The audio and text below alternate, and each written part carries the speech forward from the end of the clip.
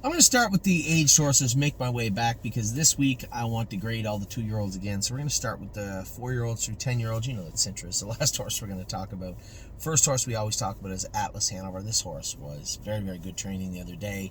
Let me see. He'll probably be ready to go in 2 weeks. He'll be ready to qualify. I can't say that he's going to qualify a week from Thursday, probably 2 weeks from Thursday, but he'll be ready to rock in 2 weeks' time. He looks very, very good. Dustin Hanover was great the other day. Another second for him. He was good. Era of Love. Frustrating part, she didn't get back in this week, but the first start for us, she was a winner in 55-2 and new lifetime mark, and looked really, really good doing it. This is the big roan mare, big gray filly that we have. I think she's listed as gray, isn't she? I don't know. HL Blue, again, is continuing to come along. We'll see how he's ready in the next 2-3 weeks. I keep saying 2-3 weeks. I'd say 2 weeks to be ready to go, from what Mark has told me anyway. I trained How the Hell in 2-2 the other day. I didn't realize that he raced his last 3 starts with hobbles on. Where was I? So I'll train him again. Train him again this week. I can make an argument to school him, right? I can do that. But I just don't know if that is the best route. I'm going to think it over. I'm going to think it over for the whole week. He's ready to school in probably 2 minutes, 59. He's ready to go there. I'm still a little worried. He still makes a little noise if you grab him, like warming up. When you grab a hold of him, he'll shut his air off. So try to mitigate that best we can. It's a little easier said than done sometimes, but I think as he gets a little more comfortable on the track, that will become less of a problem. We did him scoped. There's a little laxity. It's always been there. Always been there. Him and Red Overbach. Always been there. So we'll work around that, but for right now, he's been in 2-2 and sound and looks really, really good. I'm reading a message. So Amy and Ollie went to the ball game today. Amy, my wife's the sweetest person in the world. You guys know that. Couldn't find parking in Toronto, which is not shocking. I'm surprised she get anywhere near Toronto. She said she had to park so far away they took an Uber from the parking lot. I hope she doesn't watch this video. So Dustin Hanover has been good. Era of Love has been good. HL Blue ready soon. How the Hell ready to qualify now. But he's going to be a couple weeks. I would like to see him go mile 59 comfortably. That's what I would like to see him do. But he's knocking on the door. And sound. Very, very sound. Haunted House, week off for him. He'll race next week. Harry wanted to do a little vet work to him and give him a week off. He's earned it. So he did get a week off. JK Mickey Mantle, I believe, is either going to school or train in 2 or 2-3 or something next week. He's knocking on the doorstep too. He's ready to go pretty well. JK Victory's gone to Indiana with Ron Burke. We all know why. It just didn't work out. And, and a lot of people say, why didn't we try this? Why didn't we try that? Guys, I get where you're coming from. I understand that people see things on the track, and what you see on the TV is deceiving sometimes. You don't always get a true look at the horse, and JK Victory was always a bumpy horse. So first and foremost, to my partners out there, JK Victory has always been a bumpy horse. Never been a smooth-gated horse his whole life. Won in 48-2. A little bumpy, just had to watch him. Ron Burke knows the horse very, very well. And just because he didn't fit into our program here, obviously Locatelli did, Haunted House did, Looks Like Money did, and so on and so forth. But you can't, no one in this game can get along with every horse. Not a human. I don't care. Dig up Stanley Dancer. He's not going to get along with every single horse that he gets. It is impossible. And I don't care what name you use. It is impossible. So, yes, we're gonna buy horses from time to time that just don't fit into what we're doing. Now, that doesn't mean I take the horse from Harry and I give him to this guy, I give him to that guy. I'm not doing that. I'm going to give him back to the guy that had him going good.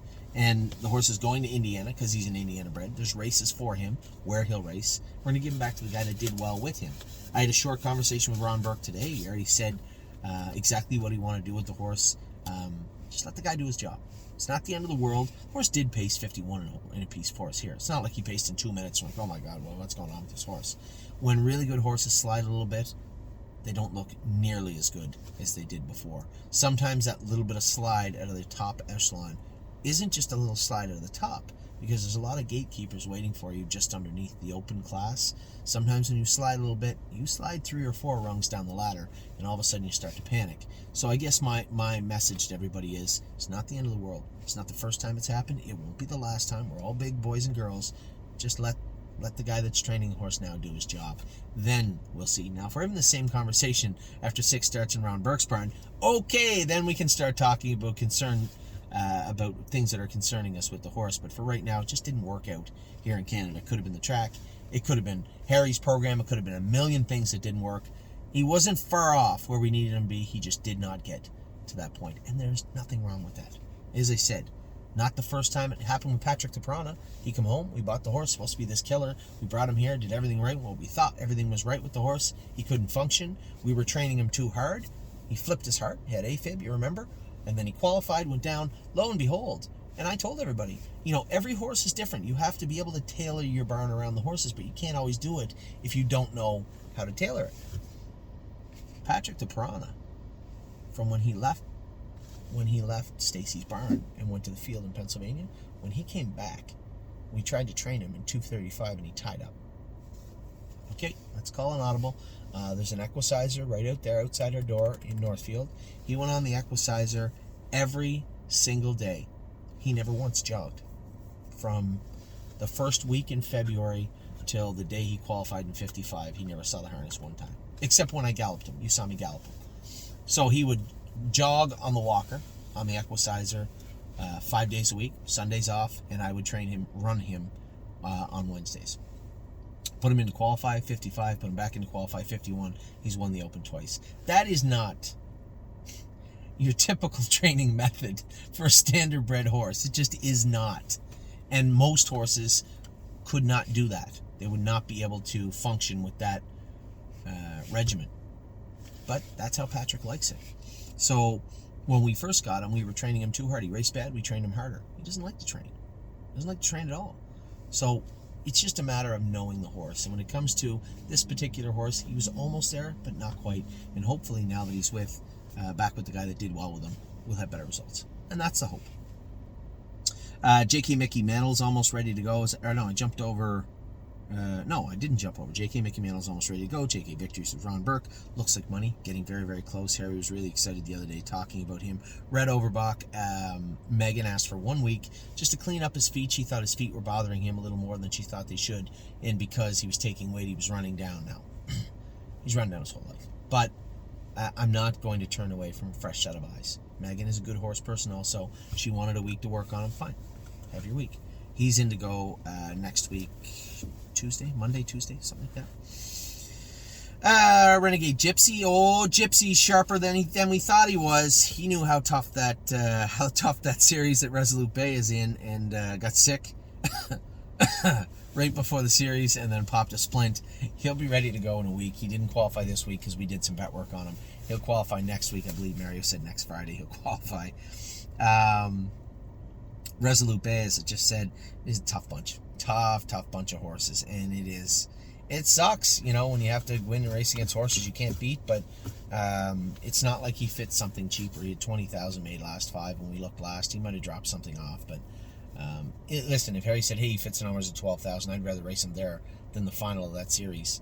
And I know there's lots of people out there that you just see that the final is going for 80, but we are likely to get 0 of it. Now, you can never tell. Jaw's good, one makes a break, couple of horses get roughed up, who knows?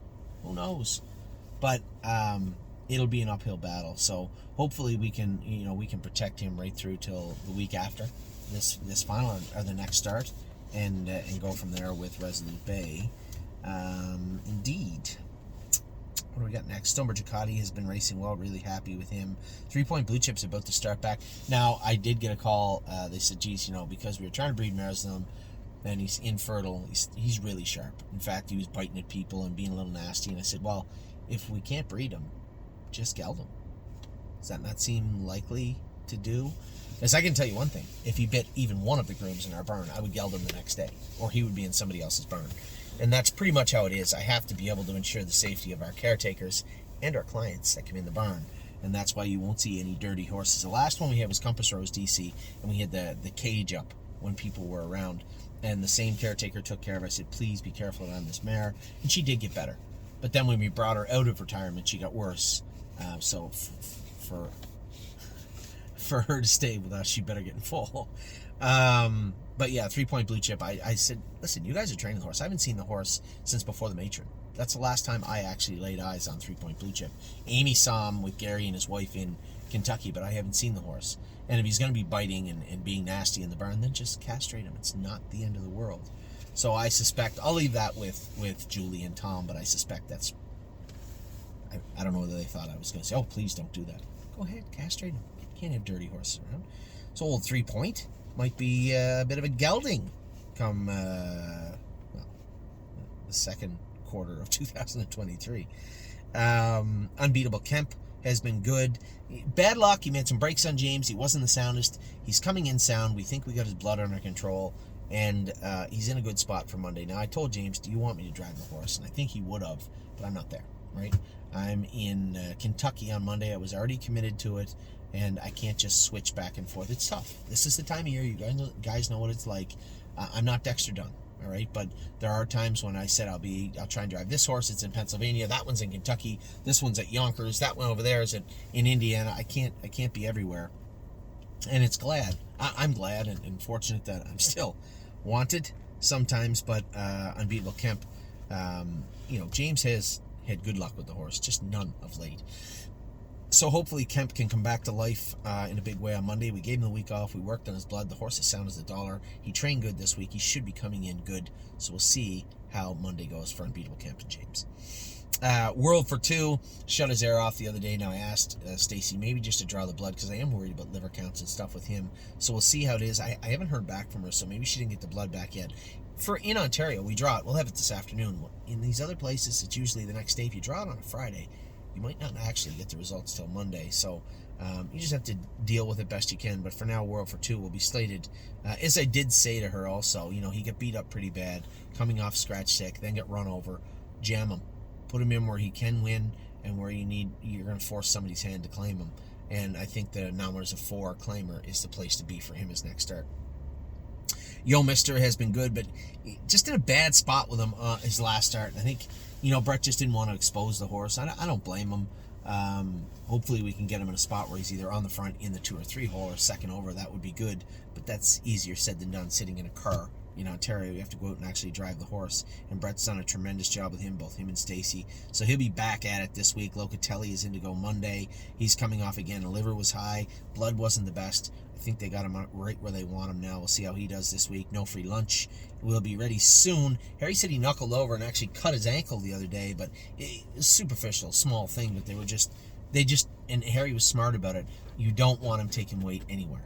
If he's a little off left hind because he cut his ankle, just wait till it heals. Because you know what happens? He's going to start taking weight on his right front, and that would be very bad for business. So he's got him good now. He had him trained down really good. He just needed an extra week when he cut this ankle. It was a weird thing, but he'll be fine.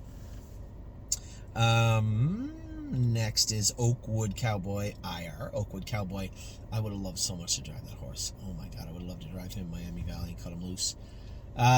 So first start, 8 hole. Ronnie left with him.